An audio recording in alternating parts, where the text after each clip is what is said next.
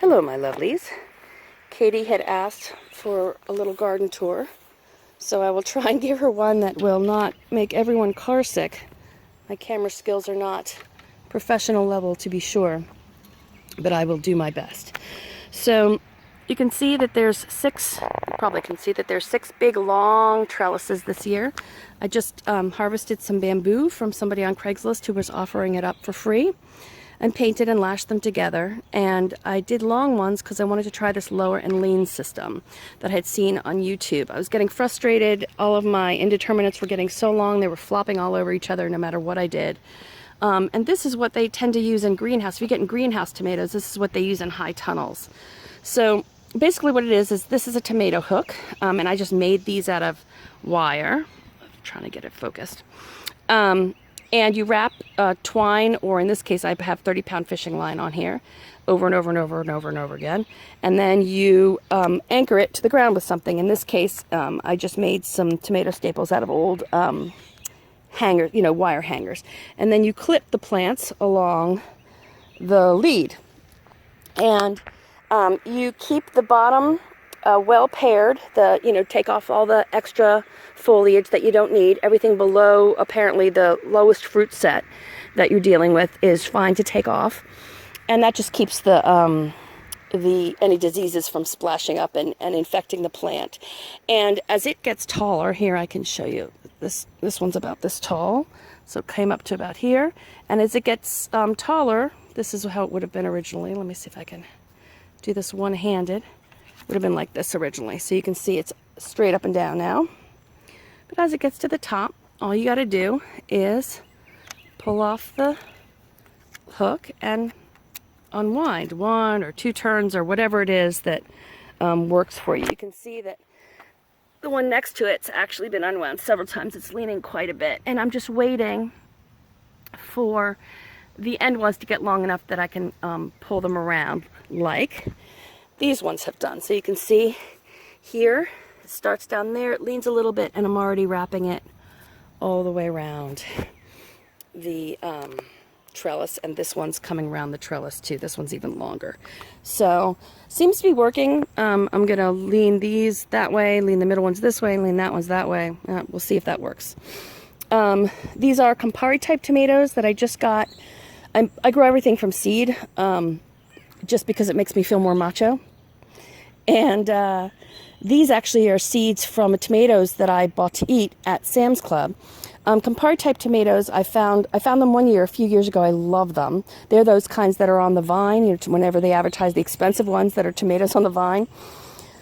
But they're trademarked or copyrighted or whatever it is that you do to vegetables. And so it's impossible to find them now. But I have found that using the ones directly from the delicious tomatoes works great. They're pretty true to the original. I can't tell the difference. And they make these beautiful clusters of really firm fruits with a little bit on the thick side of the skin. They're very sweet and they keep really well. So I just love them. They're my favorites. So that's what I have grown for several years. So this whole patch here is, Campari tomatoes. Over here are mini red peppers. Same deal, just bought from the supermarket and planted in the ground. Oh, there's an extra. I never noticed that before. There's a volunteer tomato there. I have probably a cherry tomato. And they grow great too. I've never had an issue with the mini peppers. Some basil. Over here we've got some, the first part is cherry tomatoes, and that second part over there is early girls. And you can see I'm going to have to lower these pretty soon. This is just a big mess of mint, which I had actually paired to, I don't know, maybe 12 or 15 plants at the very beginning of the season. It had overgrown everything, and you can see that it has spread out again. But I love it. I love the way it smells, and it makes these beautiful purple flowers when it flowers. Here's some more of those mini peppers. These are yellow and orange mini peppers. And for the person who said that there didn't appear to be any weeds in my garden, ta-da! Of course there are. I have weeds. Just not as many as at the beginning, because I'm pretty aggressive at the beginning of the season with pulling them from the root. these are just bush beans, and I put them in little cages not because so much because they need the support, but because it keeps me from stepping on stuff. So most of my stuff, even if it doesn't appear to really need a cage, I put a cage because I plant. You can see how close together I plant, and it just keeps me from stepping on stuff. So over here are cucumbers, again on the lower and lean system. I plant late, which is why these are on the short side, and haven't set any fruit yet. So I was finding that planting kind of normal time meant that I would come out one day, everything was going gangbusters, and one day I would come out and everything would be dead because the vine borers got to them. So I find that planting late helps avoid that. It's not foolproof, but it works pretty well. And you can see I've got some pretty flowers going on. Only males, I think, at this point, because we're still a little early on for these. And I also, oh, you can see also I put tinfoil. I have absolutely no idea if that does any good in terms of deterring the vine borer moths from setting fruit there. The one thing I am doing at this point is look, you can see, trying to make sure they're staying to their own lead because they want to reach out and attach themselves to whatever they can. But that's really the only sort of maintenance I'm doing at this point. I'm just waiting for them to grow. And they look a little droopy at the moment, and that's because they're just in the direct sun for the bit. They'll perk back up later. So these are a mix of Kirby and, excuse me, Kirby pickling, and also salt and pepper, which is like a white on the outside, white and black on the outside. I don't know, it's an experiment, so we'll see what happens. Over here is one lonely, bedraggled pea plant and some shoots. We'll see if they survive the heat. This whole wall is just an extra piece of fencing that I lashed to the trellis, and it's where I grow all of the beans. So some of these flat beans, again, this is my favorite, or I don't know, Romanesque beans. I don't know what they're called. Flat beans is what I call them. And I just bought them at the store, you know, to eat, and had some extras, and so that's how I started these, and I saved the seeds every year. And got a few growing. And then the next batch is pole beans, same thing from the store, and I just saved the seeds. And then at the end, we have asparagus beans, which are those kind you get in the Asian grocery that are, I don't know, they can be like 2 feet long, and they're delicious, but I just think they're fun. And I had trouble starting them, but now that they've started, they're doing okay.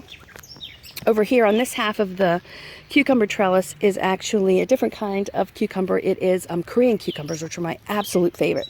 They're long, I don't know, they're at least a foot long usually. They're super sweet, they're really crisp, and they keep really well. And they're my favorites. And they're very, very difficult to find seeds for. I've been unsuccessful in propagating them from the actual fruit, so I've had to order seeds, but I was lucky enough to snag the absolute last packet they had at H Mart. Because they're so difficult to find. But I think they're called Midnight Sun, if I'm recalling correctly, in some places. But they are absolutely delicious, and I love them. That little bitty thing there is a pequeno pepper, which I'll show you in a little bit. Just the back side of this trellis. And some wax beans along the bottom there, because they are yellow and not green. So I have a hope that my son will actually eat them, because he refuses to eat anything green. This is my little experimental patch in the back. I've got some broccoli that has clearly bolted. I have no expectation of it turning into any kind of actual flower and being able to eat it, but I have decided to offer it up to the cabbage moth gods in the hope that they'll leave other things alone. So far, so good. And beets, which is also an experiment for me this year. I have absolutely no idea when to pull them. So if anybody knows, let me know. They look like they're, I don't know, some of the leaves are about from the bottom to the tip or maybe a foot tall. At some point I'll just pull one to see what's going on, but I don't know anything about this, and I am just winging it. Back here is, let's see if I can pull back some. That whole mess is a blackberry bush. I got this as a small little stick, essentially, from Sam's Club, I don't know, 3 or 4 years ago. And planted it, and nothing much happened the first year, but the second year we got a lot of berries, which the birds promptly ate. So I think last year Again, we got maybe 4 berries before the birds got them, no matter what I did. And I tried several things. You can see this little mirror thing to confuse the birds. This chandelier I was hoping that I got from Buy Nothing Group, I was hoping would sparkle and scare some stuff away. And I bought last year this owl, which a guard owl, which is completely useless. He scares no one and nothing. What has worked, however, is this tool that I bought off of, just regular, to make a dress with, from Amazon. And I don't know, 50 yards or something for 20 bucks. It was very inexpensive. I still have a ton left, and it works like a charm. I can't believe it. I just have it hooked to the thing with laundry clips. And they'll try and nibble, the birds will try and nibble up top, but honestly, we've already gotten, I think, 3 pints. And look how many more there are to be harvested. I may actually get a pie out of it this year. I'm very excited. And so is my husband. But it works really, really well. Oh, I love this. Look how yummy. Look how yummy. I hope you can see. Maybe in the shady part you can see a little better. There we go. Deliciousness. So, and my son loves coming out here and just, picking them and eating them right while he's standing here. And to be perfectly honest, so do I. So, but that has worked like a charm, and it's what I used as a row cover for the cucumbers before I took it off, and until they got about a foot high, so I thought they would be relatively able to survive some kind of an onslaught by bugs. So, highly recommend that. Super cheap, and you could see through it, and it doesn't, row covers are opaque and stuff, and I just didn't like the way they looked. So the tool's working out, and it's weathering rain and whatever else pretty effectively. So just some extra string beans, and this is my little lettuce patch.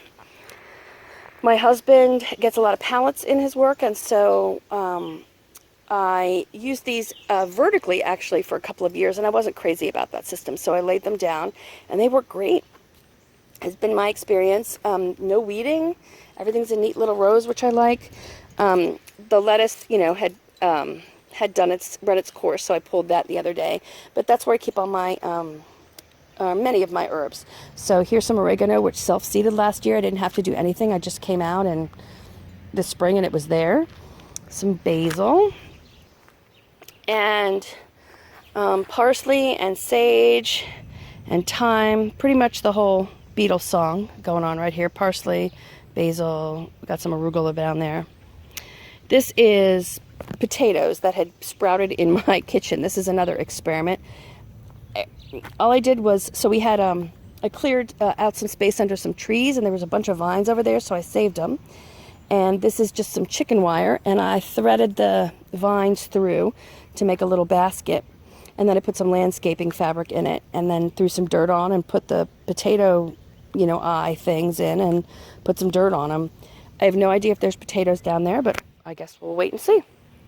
And then over here, some more weeds and pequeño peppers, which are these tiny little, they're about the shape and size of a pear, like a little cherry pear tomato. And they are only mildly hot, and you pickle them and they're delicious. So that's an experiment this year too. So we'll see how they do. And that is basically it. I hope it wasn't too long. I hope it answered some questions. But feel free to ask any questions that you want. Again, I'm kind of a big experimenter. So, and you can see this garden gets a fair bit of shade. It's in the back. But it still produces plenty. And it's shady in the middle of the day, which I really like, because weeding and tending to the stuff isn't such a chore in the middle of the day.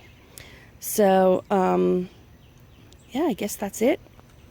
I hope you enjoyed it, and I hope other people will also post pictures of their gardens, because I get a lot of inspiration from looking at other people's systems as well. Take care.